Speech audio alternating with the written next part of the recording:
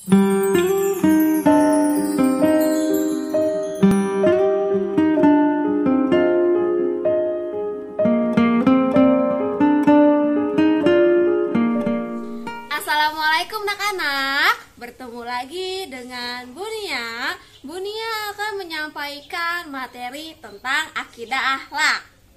Semoga kalian semua dapat menyimaknya dengan benar. Nah anak-anak, materi akidah akhlak kali ini adalah akhlak terpuji 1. Apa itu akhlak terpuji? Akhlak terpuji adalah akhlak yang baik, sifat yang baik yang harus kalian miliki. Apa saja akhlak terpuji itu? Akhlak terpuji itu yang akan kita bahas sekarang ada 5. Yang pertama, teguh pendirian. Yang kedua, dermawan. Yang ketiga, optimis. Yang keempat, qanaah. Yang kelima, tawakal. Kalian mempunyai akhlak terpuji. Manfaatnya itu banyak sekali ya anak-anak. Yang pertama, kalian akan disenangi oleh Allah Subhanahu wa Ta'ala. Yang kedua, kalian akan disenangi oleh teman-teman kalian, para kenalan kalian. Kemudian, kalian akan disayangi oleh orang tua. Ya, semoga kalian semua selalu menanamkan sifat akhlak terpuji ya anak-anak. Oke, kita akan membahas satu per satu. Yang pertama, teguh pendirian. Teguh pendirian artinya dalam menghadapi segala ujian dan cobaan tetap di jalan kebenaran, serta pantang menyerah dalam kebaikan. Nah, sikap teguh pendirian itu juga dapat diartikan sebagai sikap teguh, tegar, konsisten terhadap keyakinannya bahwa Allah adalah Zat yang Maha Esa, pencipta dan penguasa alam semesta. Seperti firman Allah yang artinya, dan berpegang teguhlah kamu semuanya pada tali agama Allah dan janganlah kamu bercerai-berai. Quran Surat Ali Imran ayat 103. Orang yang teguh pendirian juga tidak mudah putus asa dalam menghadapi berbagai kesulitan. Contohnya, kalian tidak bisa dalam mengerjakan soal beberapa mata pelajaran. Nah, kalian tidak usah putus asa. Kalian harus menyelesaikan persoalan dengan baik. Misalkan, kalian itu bertanya kepada orang tua, guru, maupun teman. Ya, jangan sampai kalian itu mudah putus asa dalam menghadapi kesulitan. Contoh dari sikap teguh pendirian itu pernah diperlihatkan oleh Bilal bin Rabah. Nah, pernahkah kalian mendengar kisah tentang Bilal? Bilal adalah seorang muazin pertama dalam agama Islam. Bilal adalah sahabat Rasulullah SAW. Dia adalah seorang budak milik Umayyah bin Khalaf. Nah, Umayyah itu adalah tokoh kafir Quraisy yang anti kepada Islam. Kemudian Bilal masuk Islam tanpa diketahui oleh tuannya, yaitu Umayyah. Tetapi sepandai-pandainya Bilal menyembunyikan keislamannya, akhirnya Umayyah pun tahu. Umayyah marah ketika tahu bahwa Bilal telah masuk Islam. Kemudian Bilal digelandang dengan ikat lehernya. Dia diseret dan dibawa ke tengah-tengah padang pasir. Pakaiannya dilepas, ditelentangkan di atas hamparan pasir yang sangat panas. Umayyah beserta teman-temannya menyiksa Bilal sampai Bilal itu tak berdaya. Namun Bilal tak gentar. Ia hanya mengucapkan ahad, ahad, ahad. ketika Bilal benar-benar tak berdaya, Abu Bakar melihat penyiksaan tersebut. Abu Bakar berkata kepada Umayyah, "Apakah tidak lebih baik kalau budak yang sudah kamu benci itu kamu jual saja? Dengan begitu, uang modalmu dapat kamu ambil kembali." Mendengar saran itu, Umayyah mengatakan, "Siapapun yang mau membeli dengan harga tawaranku akan aku berikan." Abu Bakar segera menebus Bilal. Abu Bakar segera memerdekakan Bilal. Nah, luar biasa bukan keteguhan Bilal bin Rabah? Kita patut mencontohnya. Kita tidak mudah putus asa dalam menghadapi kesulitan. Niscaya Allah akan membantu kita untuk menyelesaikan masalah tersebut. Kita harus tetap teguh dalam menjalani perintah Allah Subhanahu wa Ta'ala dan menjauhi segala larangannya. Yang kedua adalah dermawan. Dermawan merupakan salah satu sifat yang paling terpuji dan mulia. Dermawan adalah memberikan sebagian harta yang kita miliki kepada orang yang membutuhkan. Orang yang dermawan adalah orang yang meneladani sifat Allah dan Rasul-Nya. Allah Shallallahu Alaihi Wasallam bersabda, yang artinya sesungguhnya Allah itu adalah zat yang maha penderma. Karena itu dia menyukai sifat dermawan. Hadis riwayat Tirmizi. Nah, tidak ada alasan kan bagi kalian umat manusia untuk bersifat kikir dan bakhil, karena hal tersebut berlawanan dengan sifat Allah dan Rasul-Nya. Nah, Abu Bakar As-Siddiq adalah seorang hartawan yang ikhlas memberikan seluruh harta bendanya dalam dakwah Islam. Abu Bakar As-Siddiq termasuk sahabat yang pertama kali memeluk Islam dan menjadi sahabat Rasulullah yang paling disayang. Salah satu contoh bahwa Abu Bakar As-Siddiq adalah seorang yang dermawan ketika Perang Tabuk. Ketika Perang Tabuk, beliau membawa seluruh harta bendanya untuk diserahkan kepada Rasulullah. Kemudian harta tersebut diletakkan antara dua tangan Rasulullah. Melihat banyaknya harta yang dibawa oleh Abu Bakar As-Siddiq, Rasulullah pun terkejut, lalu bertanya kepadanya, "Hai sahabatku yang budiman, kalau sudah seluruh harta bendamu kamu korbankan, apakah lagi yang akan kamu tinggalkan untuk anak-anak dan istrimu?" Abu Bakar As-Siddiq pun menjawab dengan tenang sambil tersenyum, "Saya tinggalkan mereka Allah dan Rasul-Nya." Nah, itulah salah satu contoh kedermawanan sahabat Rasulullah, yaitu Abu Bakar As-Siddiq. Nah, sekarang yang ketiga yaitu optimis.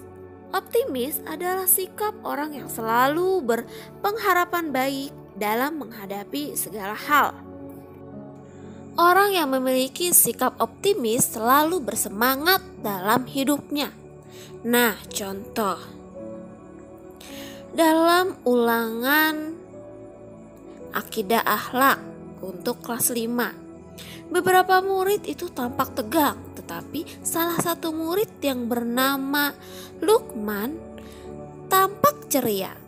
Ia menganggap ulangan itu adalah hal yang biasa, karena ia sangat optimis dalam menjawab soal-soal dengan baik. Karena dia sudah belajar dengan tekun, sungguh-sungguh, dan juga dia tidak lupa untuk berdoa. Sehingga dia pun yakin dapat menyelesaikan setiap soal yang diberikan dengan mudah. Nah, ada 3 macam sifat optimis, yaitu yang pertama, optimis dalam belajar, optimis dalam bekerja, dan optimis dalam beribadah. Ya, itu ada 3 macam sifat optimis. Dampak positif memiliki sifat optimis itu ada banyak sekali. Contohnya, merasa tenang dalam melaksanakan sesuatu, merasa yakin akan kemampuan diri sendiri, tidak bergantung pada bantuan orang lain, selalu siap dalam menghadapi segala hal termasuk pekerjaan. Jika memperoleh keberhasilan, kita merasa bersyukur dan terus bersemangat untuk bekerja agar hasil yang kita peroleh lebih baik. Jika mengalami kegagalan, kita sabar, tidak pernah putus asa, dan tetap optimis. Yang keempat, qanaah. Artinya rela menerima apa adanya, baik dari orang tua, teman, ataupun dari Allah Subhanahu wa Ta'ala. Rela menerima apa adanya bukan berarti bermalas-malasan loh, dan hanya menunggu nasib. Rela menerima dalam hal ini adalah menerima hasil usaha. Misalnya, sudah berusaha dengan sungguh-sungguh, tetapi hasilnya tidak sesuai dengan keinginan. Selain itu, rela menerima apa yang telah diberikan oleh orang tua kepada kita. Orang yang bersifat qanaah akan menerima apa adanya berapapun hasilnya dan nilainya, serta mensyukuri dengan lapang dada. Berarti qanaah itu adalah kita itu bersikap cukup akan segala sesuatu, ya, menerima apa adanya. Lawan dari sikap qanaah itu tamak atau rakus. Nah, orang yang tamak selalu merasa tidak puas dan tidak pernah bersyukur. Qanaah merupakan jalan menuju ridho Allah Subhanahu wa Ta'ala. Sementara tamak adalah jalan menuju murka Allah Subhanahu wa Ta'ala. Rasulullah Shallallahu Alaihi Wasallam bersabda, yang artinya kaya itu bukanlah kaya harta, tetapi kaya jiwa. Hadis riwayat Bukhari dan Muslim. Kemudian, dampak positif jika kalian memiliki sifat qanaah itu ada banyak sekali. Misalkan, tetap giat berusaha dan bekerja, bersabar jika mengalami kegagalan, bersyukur bila mendapat kebahagiaan, rela menerima apa adanya dari hasil pekerjaan yang halal tentunya. Tidak hanya mementingkan harta kekayaan, terhindar dari sifat tamak, sifat rakus, iri hati, dengki, dan malas. Dan yang paling penting adalah kalian akan terhindar dari murka Allah Subhanahu wa Ta'ala. Ayo, siapa yang di antara kalian ingin memiliki semua sifat akhlak terpuji, akhlakul karimah? Semoga kalian semua dapat memiliki semua sifat terpuji ini ya anak-anak. Dan yang terakhir adalah tawakal. Tawakal kepada Allah Subhanahu wa Ta'ala adalah menyerahkan segala sesuatu kepada Allah Subhanahu wa Ta'ala. Setelah berusaha dengan bersungguh-sungguh dan berdoa, apabila sudah berusaha dengan sekuat tenaga tetapi masih gagal juga, kita harus bersabar. Bersabar tidak berarti pasrah dan berdiam diri. melainkan terus berusaha lebih giat dan lebih giat lagi berdoanya. Ketika suatu usaha atau pekerjaan belum dilaksanakan dengan sungguh-sungguh, namun kemudian orang tersebut berserah diri, orang itu belum dikatakan sebagai orang yang bertawakal kepada Allah. Sebab orang yang bertawakal adalah orang yang bersungguh-sungguh dalam melaksanakan suatu pekerjaan. Sebagaimana firman Allah Subhanahu wa taala dalam Quran surat Ali Imran ayat 159, yang artinya, kemudian apabila engkau telah membulatkan tekad, maka bertawakallah kepada Allah. Sungguh Allah mencintai orang-orang yang bertawakal. Quran surat Al-Imran ayat 159. Orang yang tidak mau berusaha atau berikhtiar tidak akan memperoleh sesuatu yang diharapkan. Tawakal itu tidak sah tanpa disertai dengan ikhtiar atau usaha dan mengikuti sunnah serta aturan-aturan yang telah ditetapkan oleh Allah Subhanahu wa taala. Ya, misalnya, jika seseorang ingin sembuh dari sakitnya, hendaklah ia berobat. Nah, jika kalian ingin mendapatkan nilai ulangan yang bagus-bagus, maka hendaklah kalian belajar dengan bersungguh-sungguh. Tidak lupa kalian juga harus berdoa untuk mendapatkan semua yang kalian harapkan. Nah, dampak positif memiliki sifat tawakal itu ada banyak. Bila kalian memiliki sifat tawakal, kalian akan giat dan bersemangat dalam bekerja, belajar, dan berusaha. Senantiasa berdoa dan berserah diri kepada Allah. Bersyukur jika mendapatkan kebahagiaan. Bersabar apabila mengalami kegagalan.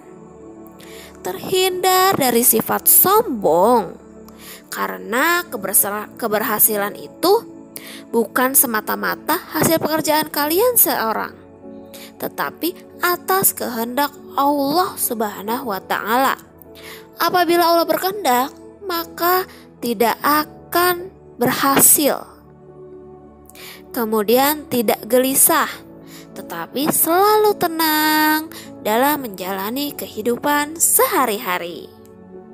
Oke, sudah kita bahas akhlak terpuji. Yang pertama yaitu teguh pendirian, dermawan, optimis, qanaah, dan tawakal. Semoga kalian semua memiliki sifat-sifat terpuji ini ya anak-anak. Oke anak-anak, sekian pembahasan bab akhlak terpuji pertama. Semoga kalian semua dapat mempunyai akhlak-akhlak terpuji pada diri kalian. Dan semoga pembelajaran kali ini dapat bermanfaat untuk kalian. Sampai ketemu ya anak-anak. Sehat-sehat selalu, jaga jarak, pakai masker, dan rajin cuci tangan.